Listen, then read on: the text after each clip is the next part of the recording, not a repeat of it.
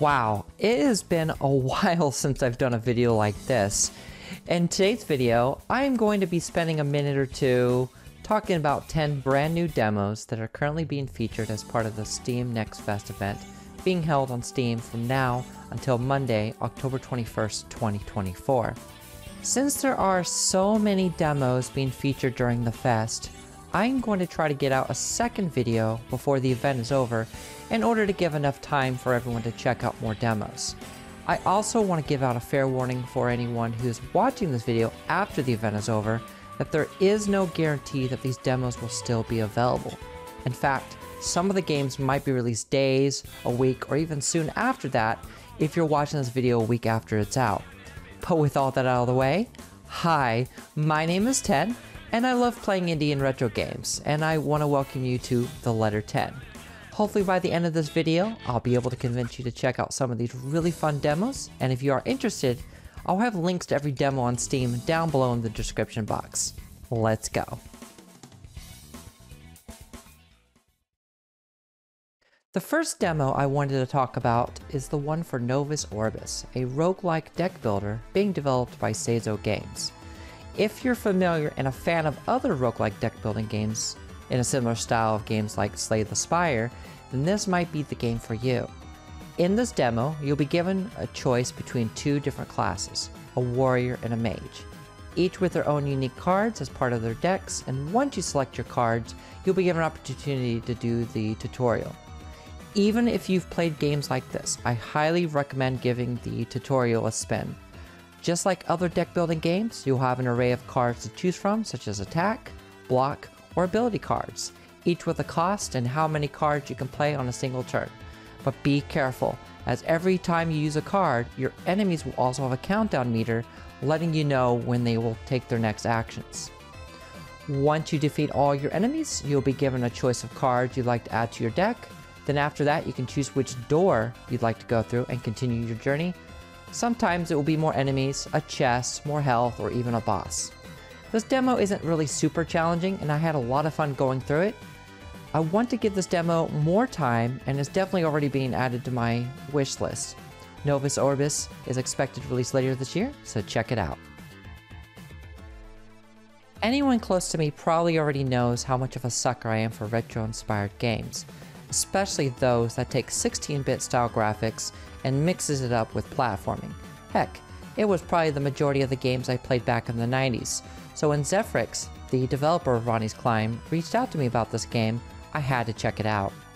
In the demo for this upcoming game, planned for release in January 2025, I immediately felt comfortable in the game's presentation. As you make your way up the climb, you'll have your typical platforming elements of jumping, pushing blocks to reach higher areas, and grabbing collectibles needed to unlock the levels, but you also have cute enemies that get in your way. But don't worry about them too much because a little hop on their head can easily take care of them. You'll also pass by other colorful characters to either give you gameplay tips, instructions, or just flavor to help build up the world around you. After you clear a stage, you'll be shown how much time it took to complete the level, along with what time you could get to be under par for the stage or the recommended speed. But don't worry about that, because as far as I could tell, there was no real pressure in finishing the levels at a rapid pace, unless you'll want to speedrun this game. And even with the little time I spent completing this demo, I can tell this would be a great game to speedrun. I really enjoyed this demo, so if this is something you're interested in, I would definitely recommend adding it to your wish list. The Edge of Allegoria, a game that will be released later this year by Button Factory Games, is a game very much like a Pokemon RPG. But from what I played, instead of catching monsters or anything of that sort, you play as a kid on a solo journey finding weapons, fighting random enemies, and trying to make a name for yourself. To be completely honest, I was a little confused at first how this looks like an old Game Boy title. It's really charming in style, and it started to go in a weird direction with the writing. It's a pretty silly / mature game in the writing department, if that makes sense. This game is not meant for children, as there is some harsh language in the dialogue, but if none of that bothers you, then I would definitely recommend it, especially if you're like me and love grinding in old school style RPG games. Some people might not like grinding, but getting gradually stronger as you get into more combat, it is absolutely one of my favorite gaming pastimes, and I'm glad to see more indie developers embrace this style of gameplay.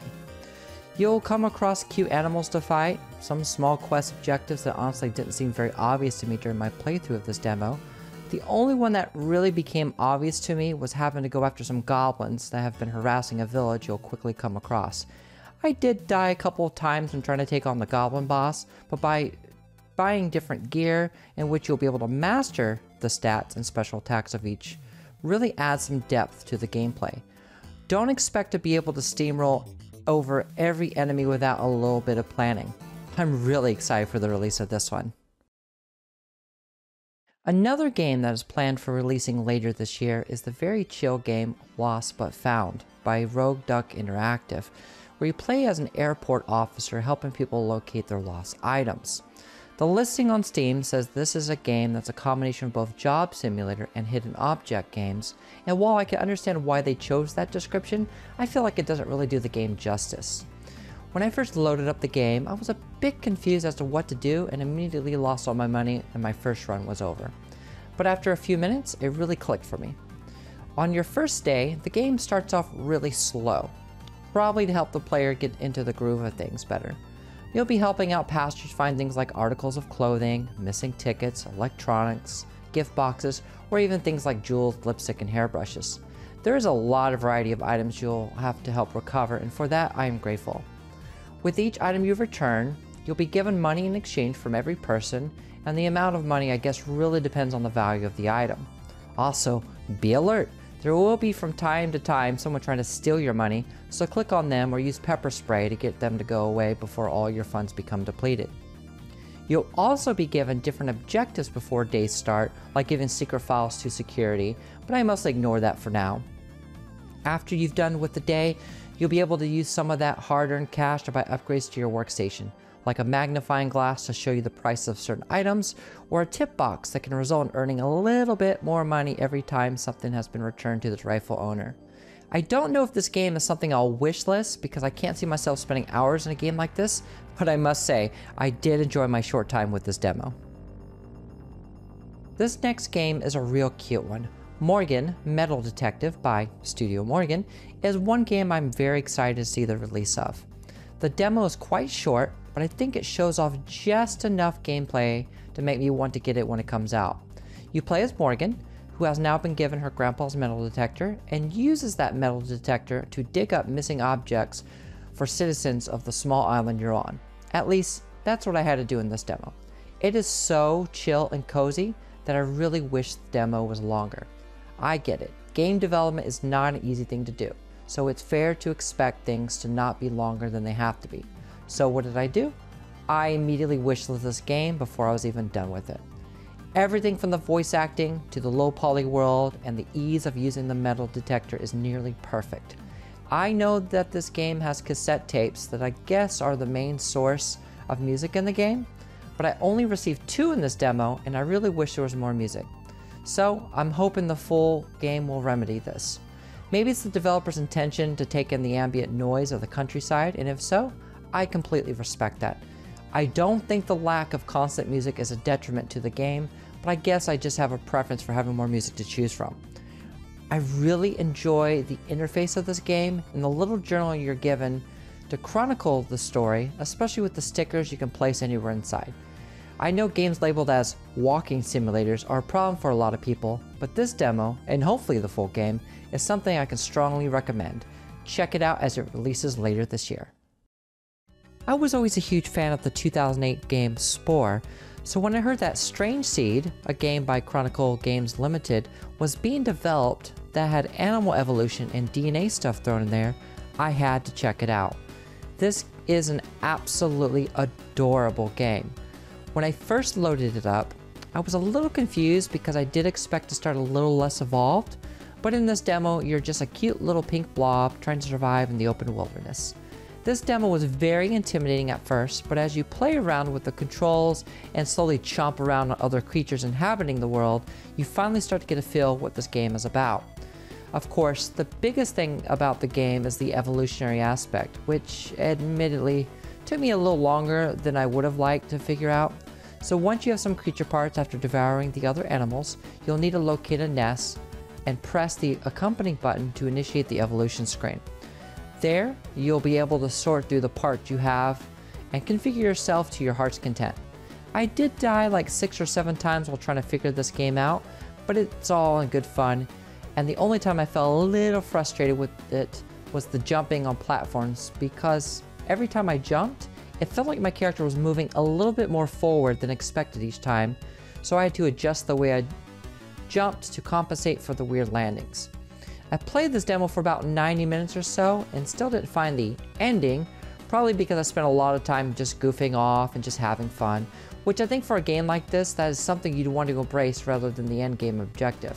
This game is coming soon, but other than that, there is currently no release date planned, or at least not on the Steam page, so I'll keep this on my wish list and follow the Steam page for updates. Next up is Grimstone Survivors by Red Axe Games. I found out about this game by browsing one of the many indie gaming themed subreddits on Reddit, and let me tell you, I am a huge sucker for these types of games. But this one took me a while to get into, as everything is really zoomed in with the camera and is 3D. But after 6 or 7 minutes or so, it clicked with me really hard. If you've never played a bullet heaven game, and yes, I refuse to call these bullet hell games, basically you start as a slumbering and somewhat weak character as you deal with a constant stream of enemies that progressively get more difficult as you rank up and time passes. Each time you level up, you're given a selection of weapon upgrades and or passives, and it's very important to play around with these types of upgrades you get, because you'll end up discovering some really powerful and fun synergies between weapons and such, so much that you'll reach the power fantasy point of these games really fast. I am definitely going to be buying this game, even if the demo was a little on the short side. I have loved this genre for so much, even though I admittedly never really got into Vampire Survivors. It's really hard to mess up a bullet heaven style game, so thank you Grimstone Survivors for continuing my faith in the still growing genre. This game is expected for early access release by the end of the year.